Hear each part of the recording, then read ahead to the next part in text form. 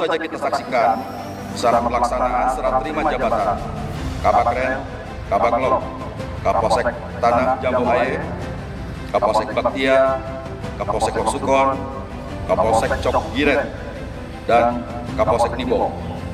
Ini merupakan suatu hal yang wajar dan dalam organisasi dalam rangka penyegaran pengembangan karir dan peningkatan kinerja Polri dalam memberikan pelayanan publik yang prima, melindungi dan mengayomi masyarakat, serta menegakkan hukum.